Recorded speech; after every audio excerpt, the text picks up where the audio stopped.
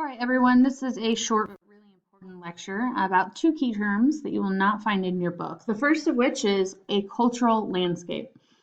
A cultural landscape is a really important term in AP Human Geography. I would actually say that it's perhaps the most important. And the reason for this, it is the foundation of what AP Human Geography is all about. If we're talking about a cultural landscape, the definition is a characteristic and tangible outcome. So when we're talking about a characteristic and tangible outcome, that means something that is a common and also something that is visible, it is seen, you can touch it, a result. So we're looking at a common result of the complex interactions between a human group of people and its natural environment. So we're looking at a more human version of the natural landscape. This is different than asking you to actually describe the natural or physical landscape.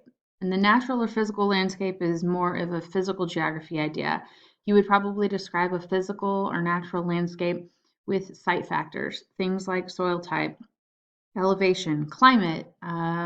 It could be biomes, it could be rock formations. All of those things would be descriptions of natural landscapes.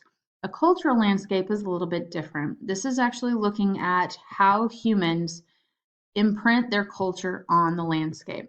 So, what is it that we do to the physical environment in order to make it somewhere that we can live? And not only somewhere that we can live, but also somewhere that reflects our culture. So, the things that we care for and the things that we care about. There's a guy named Carl Sauer. Carl Sauer, in my opinion, is sort of like the father of human geography. He's the one that's credited with this idea of studying cultural landscapes.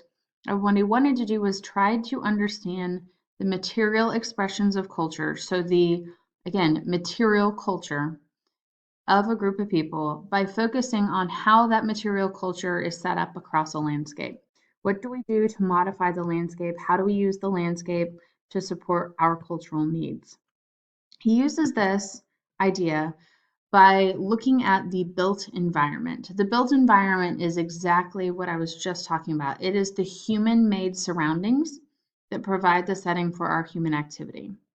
So instead of actually describing the physical landscape, a cultural landscape, a lot of times AP Human Geography, especially College Board, they like to ask you to describe the cultural landscape of, say, an MDC or an LDC, or a predominantly Islamic culture, or a predominantly Christian culture, or how would you know from the cultural landscape that a Hindu group of people are congregating in an area? And so what it's asking you to do is look at what you actually see humans doing to the environment, and then deciding how those interactions demonstrate the people's culture. So a good example of that, an LDC, you may see that the cultural landscape of an LDC is still somewhat primitive. They may not have fully developed infrastructure.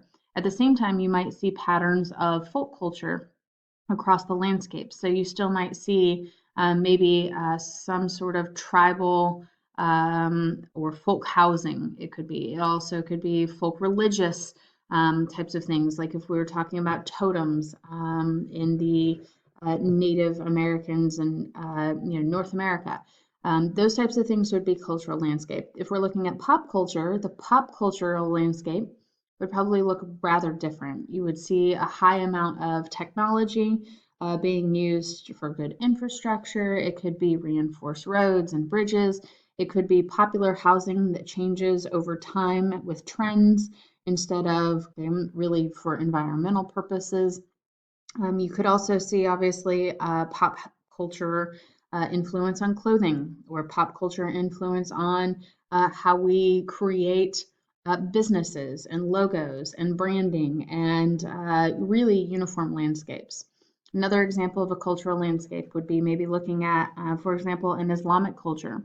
You might find that a mosque is going to be at the center of the cities, and that it's probably the highest building in the town, particularly if we're talking about still a peripheral, semi-peripheral country. A Christian city, you may see and be able to determine that Christianity is at play when you see a church or a cathedral with a spear sort of, high, again, usually at the center of town and usually the highest up in terms of vertical space. So that might also demonstrate a cultural landscape there. A Hindu culture, you may see the presence of shrines. You may also see the presence of cows because, of course, cows are sacred, and so you would see them on the cultural landscape. All of those things are what we use to determine the interactions between a group of people and their environment in a way that is culturally sensitive to their needs. This is an example. So this is Kansas City. You can see that we have actually done a lot to modify our landscape. We have preserved some things in our physical landscape, but that preservation is also probably a part of our culture. We didn't preserve it because it was too difficult to maintain. We preserved all of the trees and the grass and that sort of thing because we felt that it brought some sort of importance to an area. And that is, of course, Union Station and creating sort of a park-like atmosphere around it. You also see a use of vertical space. So the taller the buildings, typically, there's two ways that you could look at this. Either population density increases, and therefore you need to build up in order to accommodate all of your people. Or it could be a different sort of sense, and that could be more of the cultural sense of power. The taller the building, the more important it is. For Kansas City, I think you guys would agree, people aren't being jam-packed into the city, therefore causing us to build these skyscrapers. Instead, this is more of the cultural element of power. If you're going to have a prestigious law firm, you would rather be seen in a skyscraper rather than in maybe a strip mall behind Hobby Lobby. And so therefore that brings esteem. You can also see change over time. You can also see preservation over time. So things like Union Station, really a much older building built out of stone, whereas you can see in the background, you actually see some of the skyscrapers that are built. You can actually see the Sprint Center as well. It's built with a great deal of new technological advances. You see glass, reflective materials, that type of thing. You can see more of an industrial part of town as well around the brick area. And again, we show that we actually care about our past by looking at Union Station because it is preserved. It could have been something that was bulldozed, that type of thing, but it wasn't. Here's another example. This is Paris, of course. The cultural landscape, they have changed the landscape quite a bit, the physical landscape, by putting in place roads and infrastructure and buildings, but you'll also see that they've set apart some importance to the Eiffel Tower. The Eiffel Tower was actually meant to be a temporary structure. However, it's become sort of symbolic of Paris, and because of that, they have laws about buildings that go in next to it. They can't be over a certain height because you don't want to obscure the view of the Eiffel Tower, especially in photographs and things like that. It's very iconic. So instead, you'll see actually the legislature behind it is the building with the columns. That also would indicate that there's some influence from Greek and Roman history. So if you were a cultural geographer, or asked to look at the cultural landscape, that would actually you could determine that just by looking at the types of architecture that you see there. You can see green space, although it looks like it's kind of autumn there. So it's still, instead of trees being sort of grown up in an area, because it's like maybe they lack the infrastructure actually, do anything or modify that environment. This has actually been purposely preserved so that there's a park-like atmosphere for entertainment and for tourism purposes. And then you'll actually see there's a little bit of a break between what I would call the old town and the new town, and that's actually the river. And it also has a park area on both sides of the river with walking trails and trees and that type of thing. You'll see that all of the skyscrapers in their background, and you can probably determine that they care about progress and they care about, again, success, maybe prestige shown through vertical power. And again, probably those are probably not buildings that are being built for population density issues. It's probably more of a power thing. The cranes would indicate that they're still building, so it's a developing area still.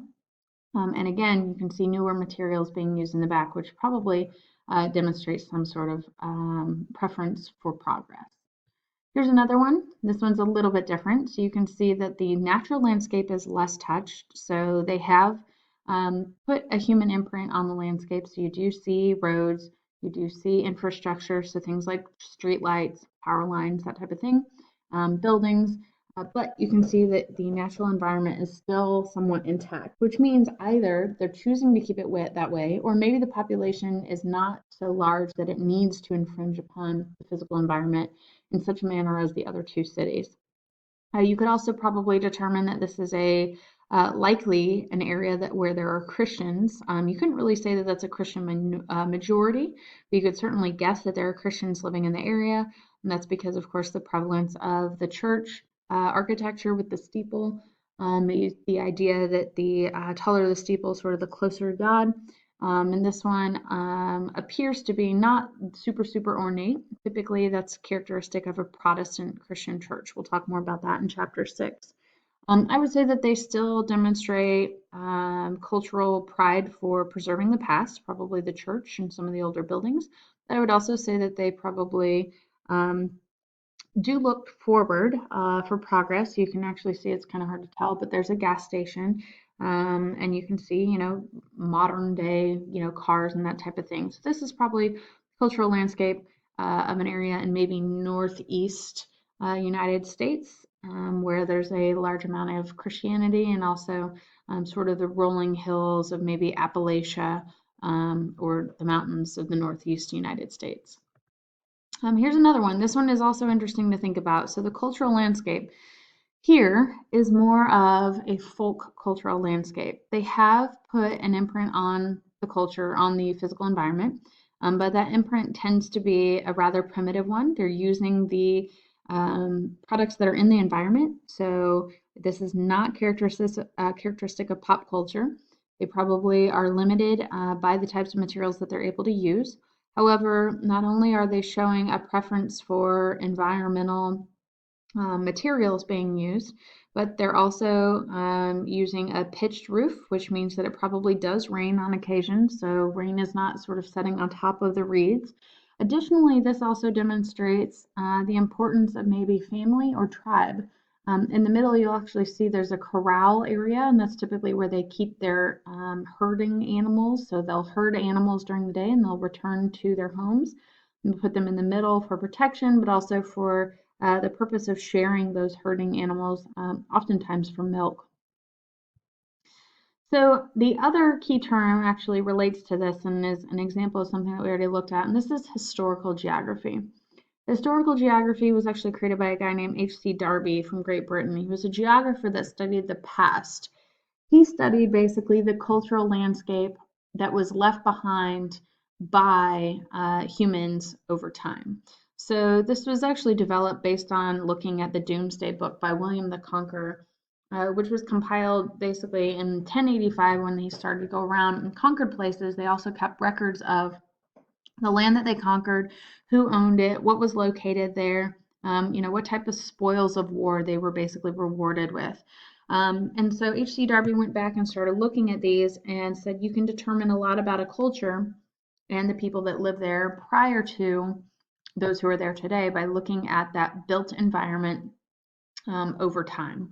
So I want you to consider there's a key term that we have already learned that would describe the process that would actually contribute to the study of historical geography, the process of previous inhabitants leaving their imprint on the landscape.